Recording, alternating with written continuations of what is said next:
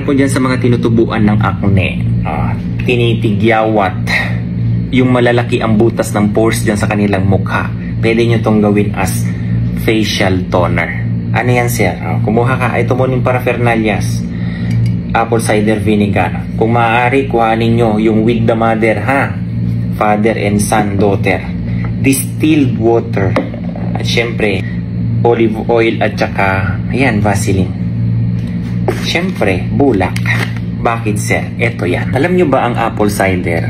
Ito ay napakagandang facial toner. Oo. Maraming din nakakaalam nito, Kabs. Dahil sa kanyang acetic acid na content, nakaka-provide ito ng antibacterial at antifungal properties. Hindi ba? Nakakatulong ito para matsugi yung mga pathogenic bacteria at yung yeasts associated sa pagkakaroon ng acne. Hindi lang po acetic acid ang meron dito sa apple cider. Meron din itong tinatawag na alpha hydroxy acids o yung AHAs. Kagaya ng citric acid. Kabayan, alam ng lahat yan na ang citric acid ay nagpo-promote yan ng skin cell turnover. Para saan? For exfoliation. Di ba? Binabrighten niya yung complexion mo, Kabs. Pwede niyang may reduce yung appearance ng, lalo na kapag ikaw ay laging nababad sa araw, and even yung age spots. Yung nagkakaroon ka ng, marami yan eh. Yung nagkakaroon ng itim-itim. Diba? At ang apple cider, kabayan, nakakatulong ito to balance our skin's natural pH. At saka, Kabs, lalo na kung ikaw maluluwag yung mga pores mo, tinatighten niya yan, yung mga pores. And even, it can serve as a refreshing astringent. Para saan? To remove yung excess oils at yung mga debris, mga dead skin cells dyan sa ating mga, for example, eto mukha talaga. So, paano gagawin, sir? Simple lang, Kabs, ang apple cider vinegar, wag po i-direct sa skin po, ha? Kaya nga, meron akong naka-ready na dito na distilled water.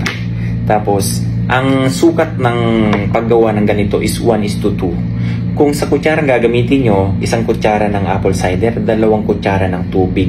Kasi kung gagamit ka lang din naman, ganun lang ang halo mo. Hindi naman, although kung gusto mong maramihan, for example ito, approximately 20 to 25 ml. Tapos lalagyan ko ng 5 ml ng apple cider. Di meron ka ng toner. Mix. Ngayon, kukuha siyempre ng bulak.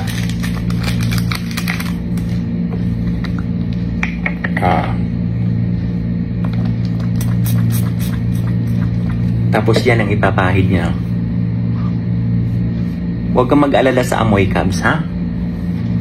Pahid mo dyan. Actually, kung sanay ka naman sa mga ganitong mga natural,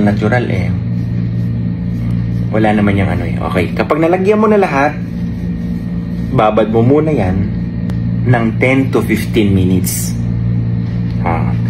Ang dumi. Okay?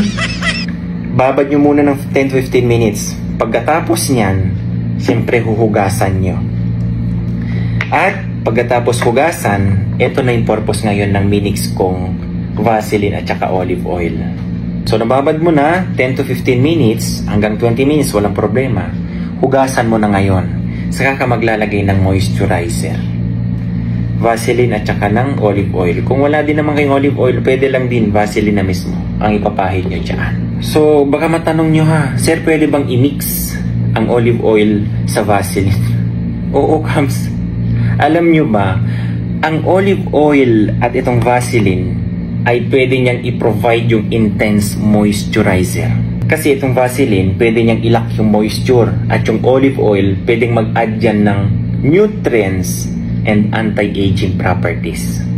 Okay?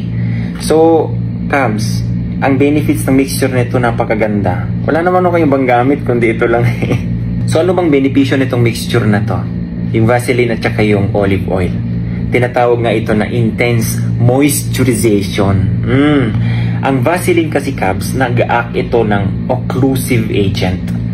Fino-form niya yung barrier to prevent moisture loss. At yung olive oil naman, nakakatulong ito to attract and retain hydration. Hindi ba? O, kung nourishment ang pag-uusapan, itong olive oil, rich ito sa antioxidant and anti-inflammatory. Hindi ba? Na pwedeng makatulong yan to soften your skin and promote healthy glow. Kaya mapapansin nyo minsan ako, di ba? Nagpipinkish-pinkish yan o nagre-reddish. Sir, baka mainit lang sa lugar. Hindi, ito talaga, Cubs. So, sa akin kasi, Cubs, kasi ang dami kong mga apple cider. So, minamaximize ko yung pwedeng paggamitan pa. O sa mga hindi pa po nakakaalam, pwede yung gamitin. Lalo na kung lagi kayong tinutubuan ng acne dyan. Ayan. Diba? Ito, pang matagalan na rin yan. At ako, ito lagi kong ginagamit ay moisturizer talaga. Wala nang iba. Olive oil tsaka Vaseline. Okay? So, sharing lang po ito, Cubs, ha? Uulitin ko, nasa inyo po yan. Kasi kung meron ka lang din naman ng mga apple cider, ganyan, why not? I-maximize natin ang kanyang benepisyo. God bless everyone. Bye-bye.